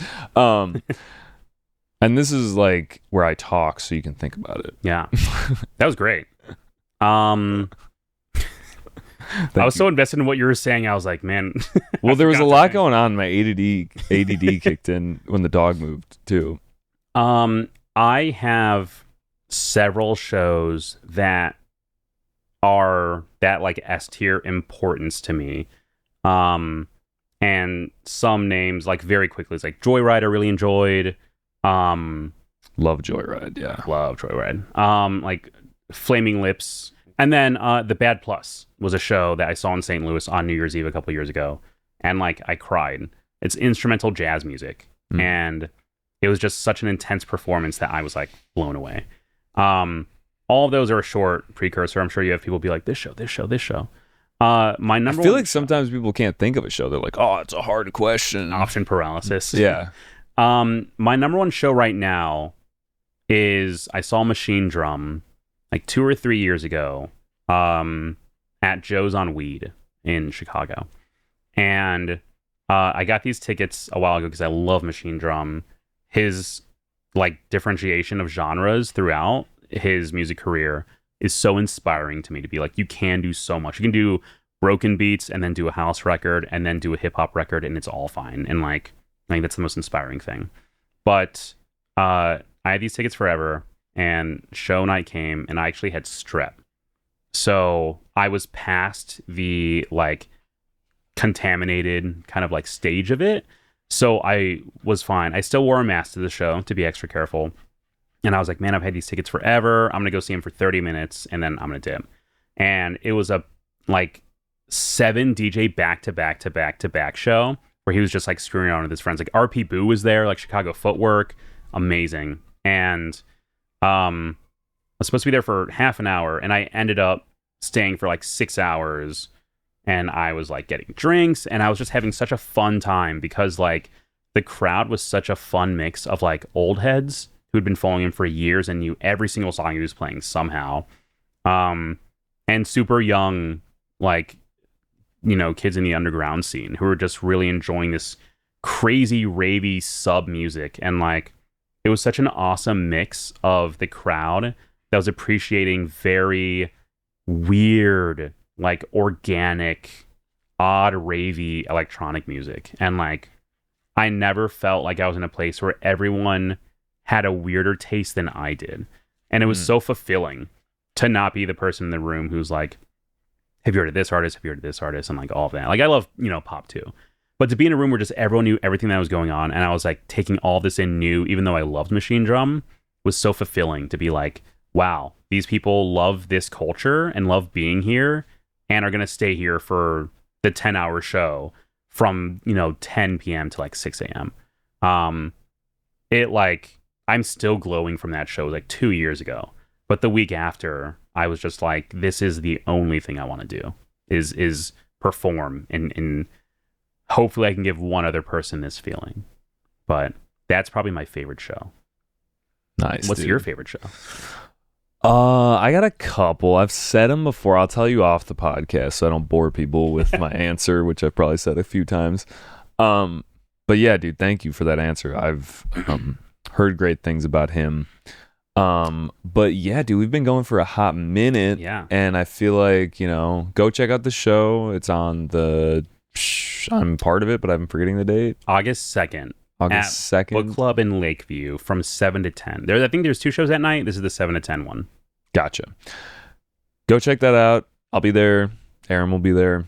And yeah, man, is there anyone you want to like shout out real quick? Like that was awesome maybe pivotal in your career? I want to shout out everyone who's performing, everyone who's showing up.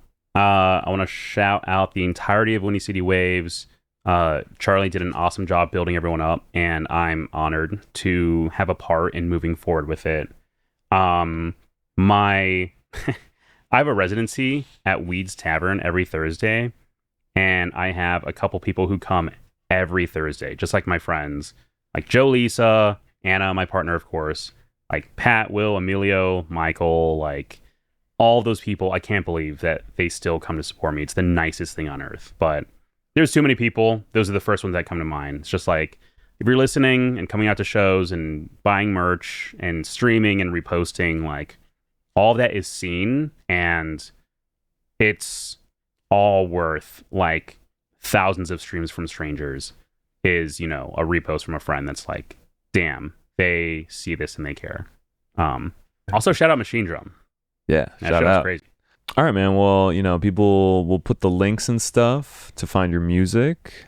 Is it just Arum on everything, or Everything is I Swear I'm Arum. Yeah.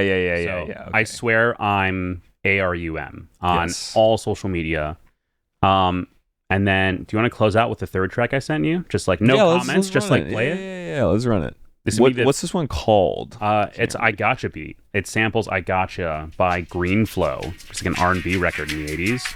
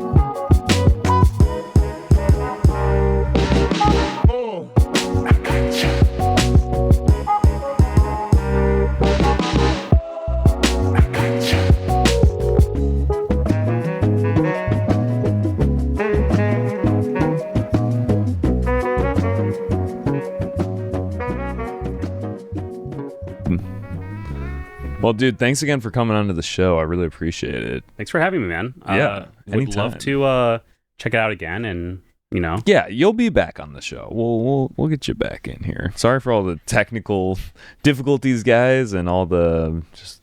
I always got dogs here, and sometimes it's a little chaotic. But if you made it this far, we appreciate you listening, and we'll catch you next time. Yo, what's up, guys? This is your host, Jerry. Thanks for tuning in. If you enjoyed the episode, don't forget to like and subscribe. If there's someone you'd like to see on the show, leave a comment below. And if you're listening on a podcast platform, we'd appreciate it if you leave a review and hit that 5-star rating. Thank you for your support, and we'll catch you on the next one.